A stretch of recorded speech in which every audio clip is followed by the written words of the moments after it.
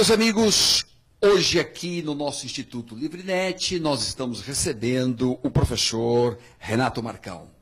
É autor de vários livros, promotor de justiça aqui em São Paulo, no estado de São Paulo, mas é autor de vários livros, inclusive também de um dos livros nossos, da nossa coleção Saberes do Direito, lançada essa coleção há poucos dias pela Saraiva.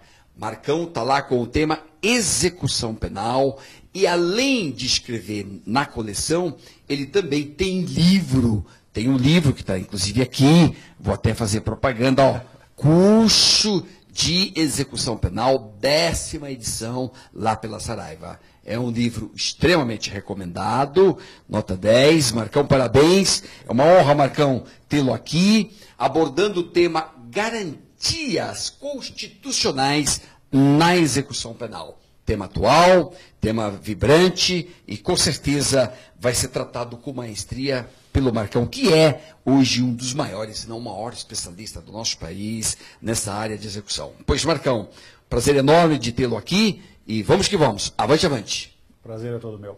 Vamos lá. Avante, avante. Uma grande satisfação voltar ao estúdio e tratar deste tema, mais uma vez, execução penal.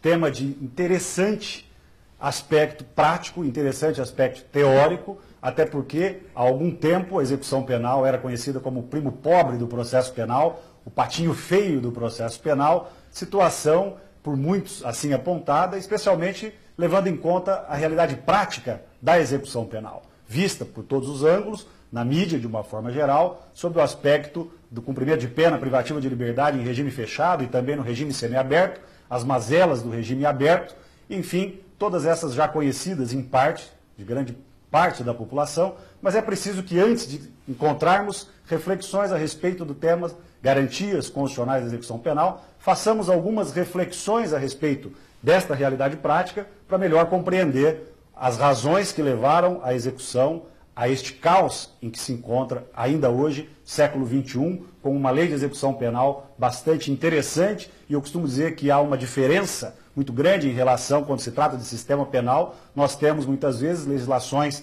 ou leis que não são tão boas, isso não ocorre com relação à execução penal. Porque aqui nós temos uma lei que, embora seja de 1984, é uma lei ok, tem algumas imperfeições, é evidente, a dinâmica da vida em sociedade reclama uma atualização das leis, e não é diferente com a lei de execução penal, mas dizer que a lei não é boa é algo que não se deve fazer. A lei foi integralmente recepcionada pela Constituição Federal de 88, tamanhos avanços que já apresentava à época, em 1984.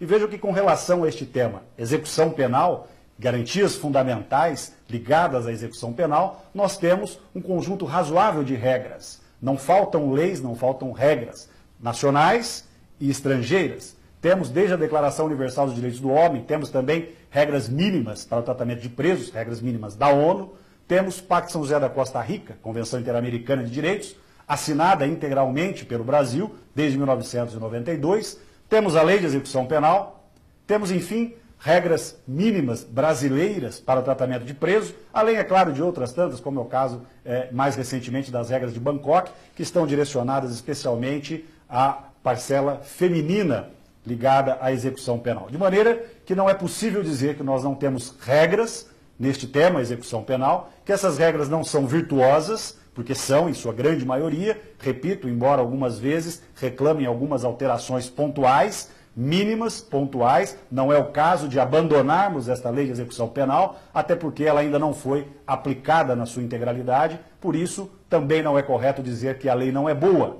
porque não tem surtido aqueles resultados muitas vezes esperados pela parcela da comunidade jurídica que milita neste campo e também pela comunidade, pela sociedade em geral. Vejam, por exemplo, que nós temos princípios ligados da Constituição Federal, ligados diretamente à execução da pena, ao cumprimento de pena criminal.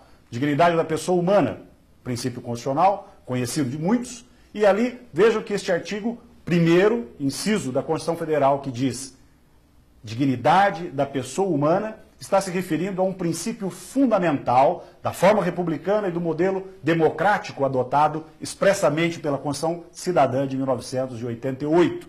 De tal sorte, fulminado o princípio da dignidade da pessoa humana, é correto entendermos que isso ataca frontalmente também o próprio modelo de Estado democrático adotado e a forma republicana também adotada expressamente no texto constitucional. E todos sabemos que este princípio, especialmente na execução penal, é desrespeitado, impunemente desrespeitado todos os dias, seja em relação à execução de pena privativa de liberdade no regime fechado, seja no regime semiaberto e também no aberto praticamente inexistente. De tal maneira que já aqui identificamos um princípio constitucional de extrema relevância, não apenas para a execução penal, mas para a forma de Estado adotada, o modelo federativo adotado, como está expresso, insisto, no artigo 1º da Constituição Federal. Dignidade da pessoa humana, mas é claro que também temos outros vários princípios. E vejam, apenas aqui, rapidamente, para lembrarmos, além das regras mínimas da ONU, é claro, nesta mesma Constituição Federal, individualização da pena como princípio constitucional, que trataremos mais adiante, mais ao final desta nossa explanação, devido processo legal, como também desdobramento constitucional, ampla defesa, contraditório, todos previstos no artigo 5º, e também a necessidade de cumprimento de pena privativa de liberdade em estabelecimentos distintos. E isso envolve, evidentemente, também a individualização de penas. E, é claro, respeito à integridade física e moral, enfim, vários princípios constitucionais que norteiam, que guiam a execução penal e que são rotineiramente desrespeitados. Mas, além disso, a lei de execução penal também dá algumas regras que nós apresentaremos em termos de linhas iniciais, como orientação a respeito de princípios que também devem ser observados. Vejam, a razoabilidade, a proporcionalidade, até porque o artigo 3º da Lei de Execução Penal, agora a Lei 7.210 de 84, diz que ao condenado e ao internado serão assegurados todos os direitos não atingidos pela sentença ou pela lei. Estão assegurados todos os direitos não atingidos pela sentença penal condenatória ou pela lei. O artigo 5º assegura que os condenados serão classificados. E esta regra tem relação direta com a individualização da pena, segundo seus antecedentes, personalidade, para orientar, e aqui sim, a individualização da execução penal. Veremos isso, como disse, um pouco mais adiante também. O artigo 11º fala a respeito da assistência, em seus desdobramentos, assistência material, à saúde, jurídica, educacional, social e religiosa, e também o artigo 25 falando da assistência ao egresso, praticamente inexistente na realidade da execução penal. O artigo 66, caríssimos, vem e diz que compete ao juiz da execução, entre outras tarefas, inciso 6º, zelar pelo correto cumprimento da pena e da medida de segurança. Então vejam que este conjunto de princípios constitucionais, apenas alguns já mencionados, e algumas regras também ligadas a estes princípios constitucionais, algumas delas já mencionadas aqui rapidamente, presentes na Lei de Execução Penal, cabe a quem fiscalizar o cumprimento desses princípios, dessas garantias? É claro que o nosso modelo de Estado, em última linha, ao Judiciário. Bem, compete, portanto, ao juiz de execução zelar pelo correto cumprimento da pena e da medida de segurança. É preciso enfatizarmos, pena e medida de segurança, porque talvez uma vergonha ainda maior do que a prática execucional em relação à pena privativa de liberdade no Brasil é a realidade da execução das medidas de segurança, especialmente em relação à medida de internação em hospital de custódia e tratamento psiquiátrico. Mas este mesmo artigo 66 da Lei de Execução Penal, adiante, no inciso 7º, diz que cabe também ao juiz da execução inspecionar mensalmente os estabelecimentos penais, tomando providências para o adequado funcionamento e promovendo, quando for o caso, a apuração de responsabilidades. Por fim, o inciso 8º, do mesmo artigo 66, diz competir ao juiz da execução interditar no todo ou em parte estabelecimento penal que estiver funcionando em condições inadequadas ou com infringência aos dispositivos da própria lei, da Lei de Execução Penal. E é claro, em arremate a esta nossa explanação, a esta nossa passagem por alguns dos dispositivos da Lei de Execução Penal, é preciso que se faça essa reflexão antes de iniciarmos nas considerações mais profundas que trataremos a respeito desses princípios constitucionais. O artigo 67 e também o artigo 68 se referem ao Ministério Público.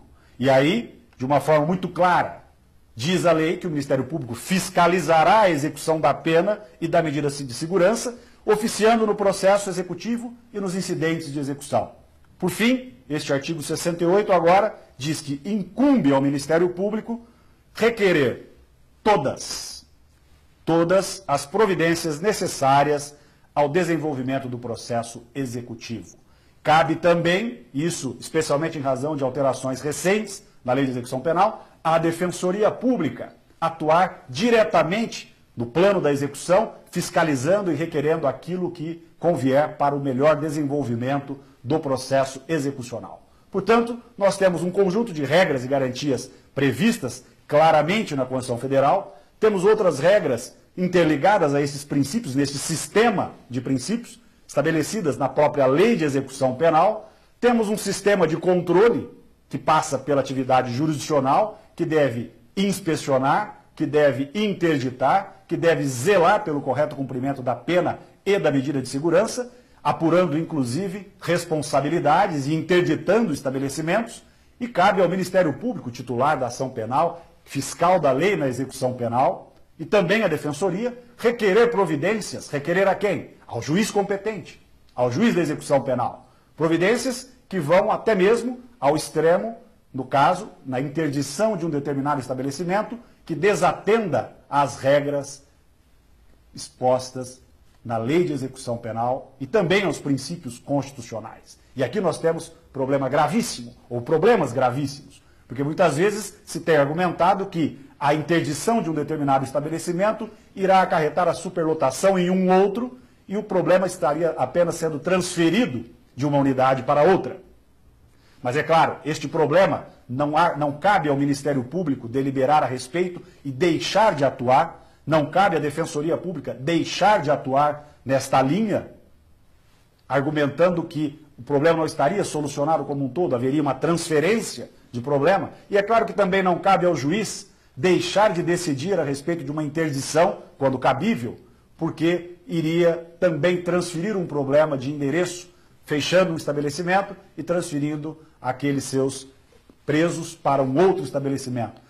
Ao pensarmos assim, admitirmos esta linha de raciocínio, esta omissão justificada da Defensoria Pública, do Ministério Público e também do Judiciário, que não interditam os estabelecimentos, nós cairíamos, em última análise, a impossibilidade de condenação. Alguém poderia argumentar que não iria condenar alguém porque o sistema não corrige, o sistema está superlotado e a pena criminal não atinge as suas finalidades. Chegaríamos até mesmo a este extremo absurdo, é claro, mas não faltaria quem viesse eventualmente a defender. E é claro que o Judiciário não pode deixar de decidir, acobertando assim as mazelas e a ineficiência do Poder Executivo, a quem cabe implementar o instrumental, o aparelho jurídico, ou melhor, o aparelhamento administrativo para dar eficácia às regras jurídicas.